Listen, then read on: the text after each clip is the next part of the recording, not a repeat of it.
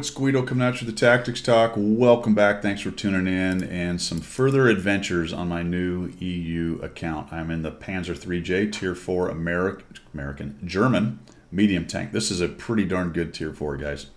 Highly recommend that if you're a new player and you like the German line. Get yourself a Panzer IIIJ and start learning the game at about Tier 4.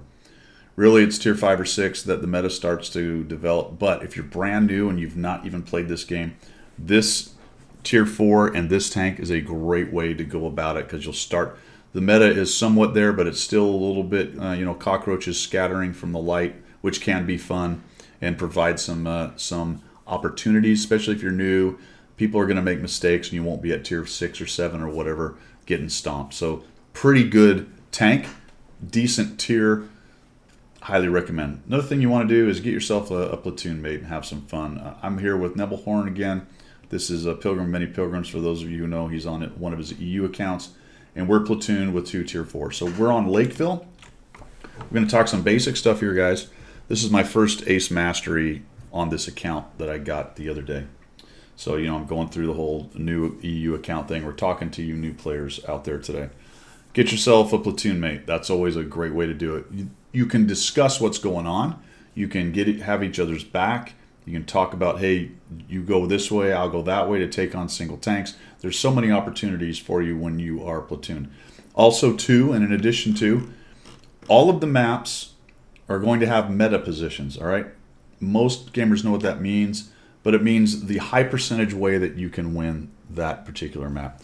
This one happens to be the city with some overwatch and sniping from the road and somebody watching the valley of the noobs over there, but not with a big push. However, at this tier, you never know what you're going to get. So let's see what happens. That being said, one of the reasons I'm recommending kind of Tier 4 or 5 is sometimes the non-standard, non-meta things will work, or the enemy team will make a mistake and do the non-standard, non-meta thing, and it will open up opportunities for you. As you can see, we have a whole bunch pushing into the Valley of the Noobs, and that's fine. Just pay attention to it, look at it, go, yeah, we don't have very many people over here. My advice to a new player who sees this developing, Pilgrim and I are pretty good, and we're teamed up. So we figured we'd have a decent time if we got jumped. My recommendation is not to go into this town like we are. All right. So sometimes when you're teaching somebody, it does serve to show them what not to do. And what you're going to see is the enemy team is going to do something they shouldn't have done, which is just kind of let us sit here and plink away at them. Look how many of us are either camping in the back corner at about K23, 123, or are pushing into the Valley of the Noobs. Now we have a decent push. Looks like the Panzer IIB is just going. But they actually have a decent amount of tanks in here. They probably could have taken us out. But they're going to allow us to sit back here. This guy sits there. One thing about the Panzer IIJ is it actually has some pretty good armor for this tier. It's a nice medium tank. I bounced one of those shots and then took the other. You can see that Pilgrim has moved up to the Citadel, or up to the church right there. And the enemy team is going to let us do this. They look like they have a lot of campers too, because we're only seeing 2 or 3 guys in the town as well. So we're just going to keep working on these guys. Pilgrim, also known as Nebelhorn, is back there shooting that auto-firing PZ-1C gun at things as best he can. And we're discussing it. We're talking about it. All right. The plan was to go in there. If we got pushed hard, we were going to bail out because both these tanks were fast. So we had a plan going in. We really didn't see it develop what we would consider the critical terrain here in the town. It didn't develop that way, so we're just going to go ahead and continue plinking at these guys because they're not really causing us too much issue. However, the middle looks like a problem all of a sudden. Right? We got a Matilda, pretty good armor on those things. Looks like these guys are pushing in, so we're discussing it. Said, all right, why don't we push in and try to get these dudes out? T-29 is looking for a place to hide, and now I've got a Stogie back here. And right now we're just talking about the timing. Look, the middle's got a problem. The push in the Valley of the Noobs is done. Let's go ahead and get in here and see. I'll zoom in on him. Take him down. Let's get in here and see if we can take these guys out. The Matilda. I have a shot on him. There we go. And just like that, we kind of sorted out the middle. The Hetzer's still there. Now we're going to get into the town. We'll shoot him. My buddy's dead. shoot him again. And all of a sudden, okay, this is sort of taking a bad turn here. It's not great, right? It's not great. I get hit in the engine. I fix it. Artie is firing at me. I really need to get rid of this 14 TP. He's definitely a problem. Oh, I bounced him. That stinks. I'm going to take another shot in the side. Oh, and not enough to kill him. Looks like a bounce off my armor somehow. Maybe he hit the turret, and all of a sudden we're in good shape. T-29's thinking about coming after me, and he does. We'll just auto-aim this guy, and then we're going to use the armor, right? We're just going to take that armor. We're going to face-hug him so that he doesn't have a lot of capability to aim at weak spots, and we're just going to come in here and destroy the T-28 with that nice armor on the Panzer IIIJ. Another reason why I recommend it at your level if you're a new player. This thing has really pretty dang good armor. You'll notice a lot of times I'm angling. That's a big thing in this game. What the angling is going to do is going to make the amount of armor the shell sees more or less depending on the angle. And then there's auto bounce angles as well, meaning that nothing is going to penetrate. It's just going to automatically bounce. Different shell types will have different rules for that. Heat doesn't like angles very much and will bounce off angles worse than AP or APCR. Heat, high explosive anti-tank, will also be eaten by tracks and spaced armor, which means the high explosive part will go off and the penetrator is not able to get into the armor you're trying to get it into. That's the caveman version of it. High explosive, just plain high explosive, will also be eaten by tracks. You may do some damage to the enemy if you hit the tracks just based on splash, but it won't be very much typically.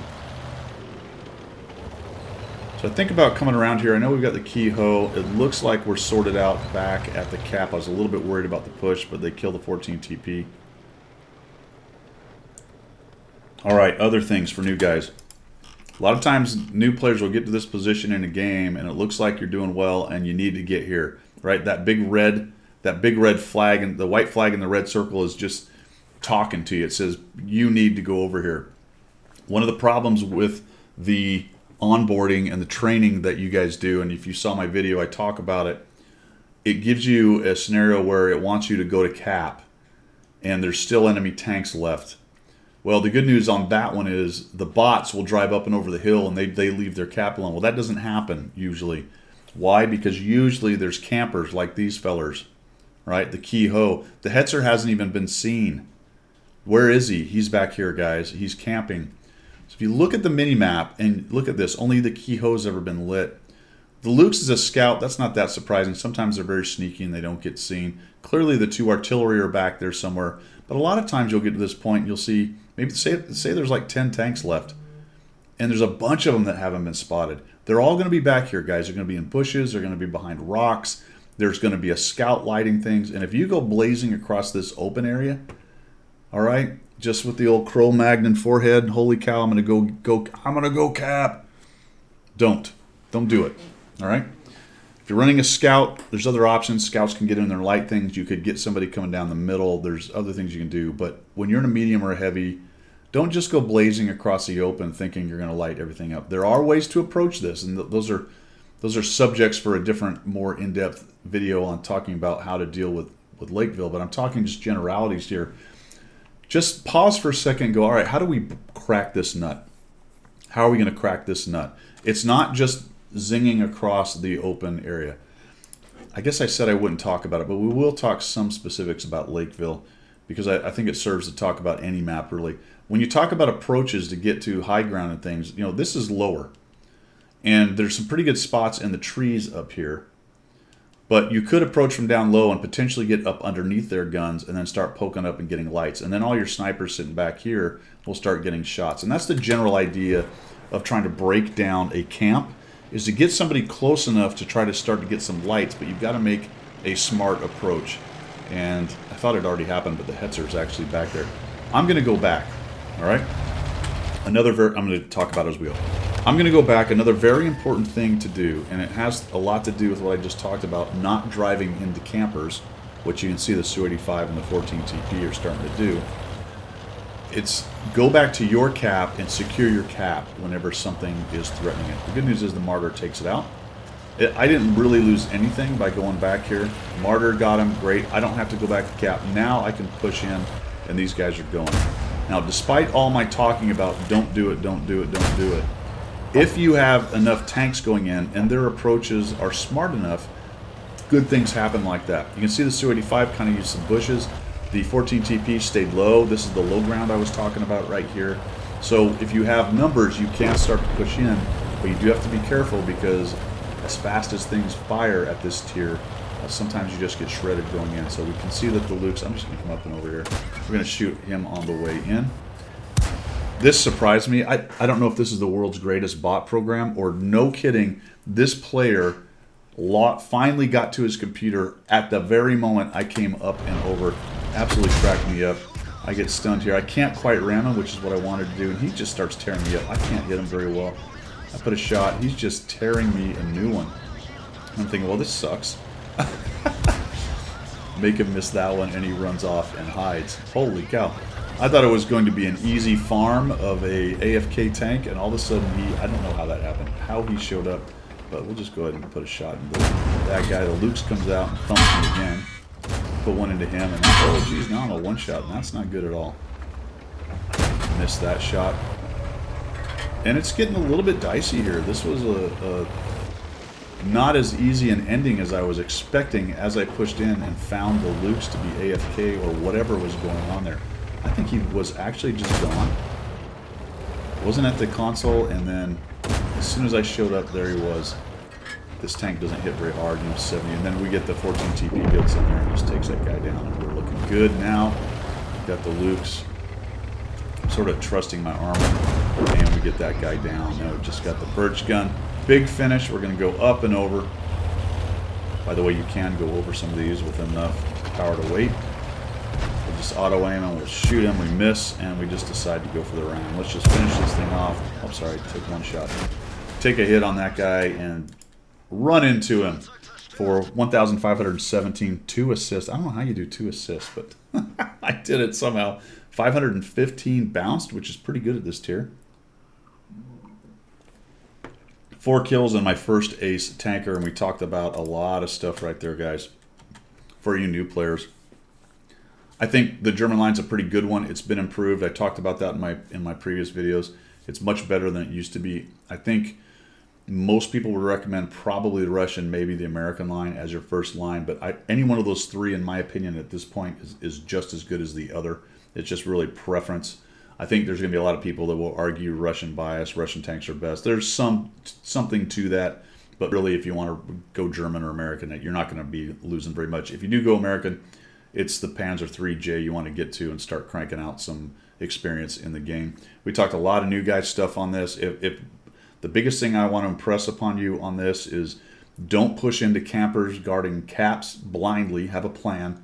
And always go back and protect your cap. Even though I started on the way back and I didn't have to do anything, that was good. At least I was on my way, headed back to guard the cap. You can always clean up the guys pushing your cap and then come back to their campers later. Their campers aren't going anywhere, generally.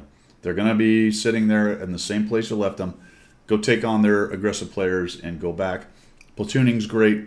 Talk to each other. Have a plan. Work together. Don't go to different places. And I think your early career in World of Tanks is going to be a lot of fun. Thanks for coming by, guys. Thanks for watching this was my first ace tanker. Later on, you're going to see my first Radley Walters. I've got that as well. That'll be coming out in a day or two. That's all I've got for today. Thanks for coming by. I appreciate your support. If you like what you saw or learned something, throw me a subscribe down there. If you're looking for other ways to support the channel, which I always appreciate, that is also down there in the description. We will see ya.